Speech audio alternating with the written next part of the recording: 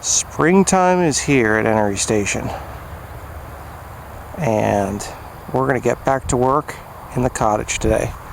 So plans for today are to reframe 2 windows in the original size, in the original location, and removing the bay windows. We've already removed one last year. We're going to remove the other one hopefully today.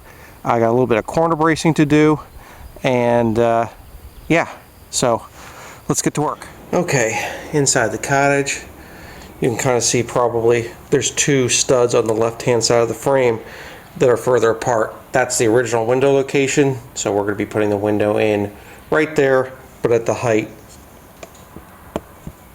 of that front window right there. So before we do that, actually in this corner there's a little corner brace, and one of those corner studs is really rotten. I avoided doing it before because it's going to require some complicated cuts, and I just didn't want to do it at the time. So I think I'll do that first, and then we'll get to framing out that window.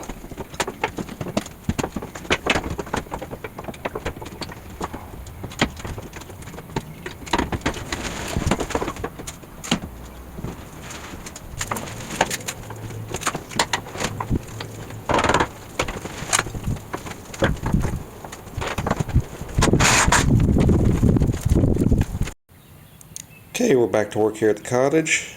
Give you a look at our finished corner bracing. And I was able to save an original piece down there, so that's good. But then, went to my lumber pile back here. Went to my lumber pile. I was like, oh yeah, I got plenty of 2x6s. Yeah, dummy, they're 2x8s. So you don't have anything, and you used up all your wood on that corner brace. So we didn't have any wood to frame out the new window.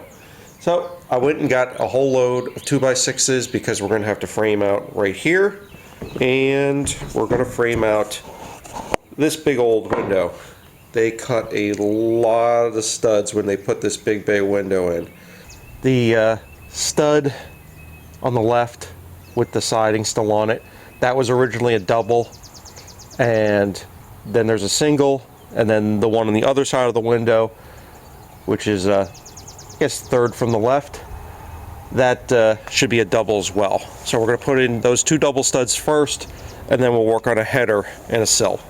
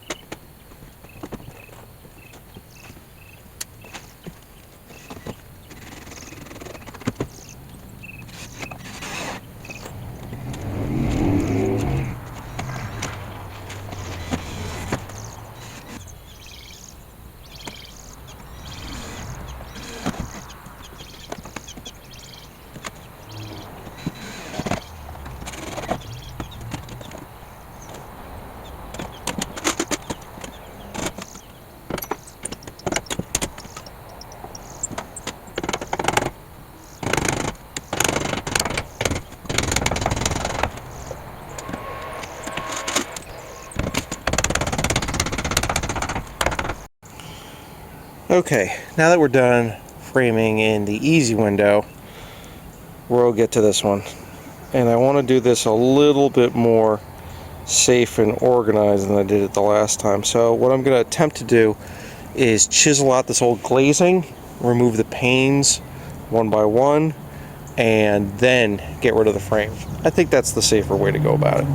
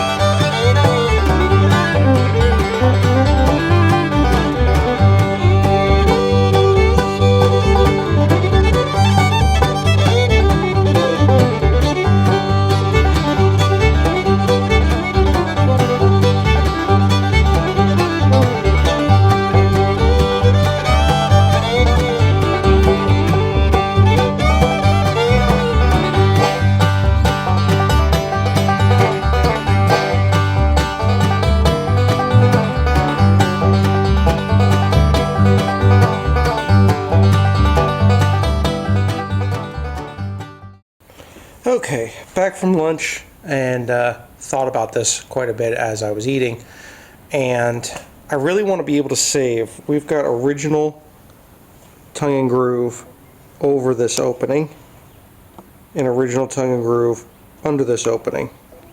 So I really want to save that original tongue and groove, and I don't particularly want to rip siding off the building until I'm ready to re-side. So I've got one cut to reinforce and make that a double stud right there, and then I've put in a new sill, and basically I'm going to reframe this window opening to the original window size, and then I'm going to add studs in between and just stud it out. I think that's the best way that we could preserve as much of the original building as we can. So, all right, let me get to nailing all that stuff together.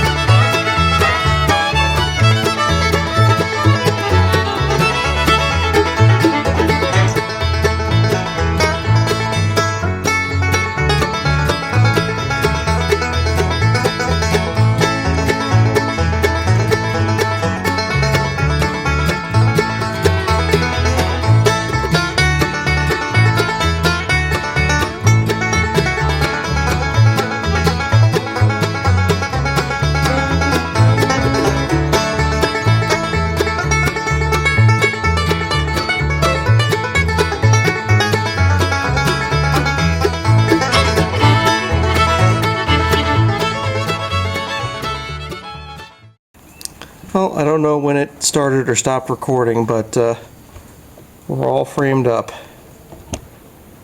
So that's going to do it for today. I'm going to get a tarp and throw it over this big opening, and then I'll give everybody a look at what we've picked up for windows. So here is the plan for windows at the cottage. Originally I was going to put in cheap vinyl windows or whatever salvage I could find. That's not really working out. These windows are very different from anything I can find salvage or anything that I could buy new, and I've just decided for the historic correctness of the building just to go back with the original ones. I have an original sash right here on the right. It's put in with open mortise and tenon on one side and a closed mortise and tenon on the other, and that machine is a mortising machine. I also have a power planer that I'm going to try to turn into a little mini benchtop jointer, and then that is a tenoning jig. So a couple of things. I'm still looking for a planer, and then we'll get started on building the jointer. And yeah, so I am not a highly experienced woodworker, and I'm kind of learning on the fly, but I just think to do this building right, that this is the way we have to do it. So this is going to be a fun project in the next couple of weeks that we're going to get onto. It's going to be a lot of trial and error. Hopefully it'll make an interesting video, and thanks everybody for watching. Bye.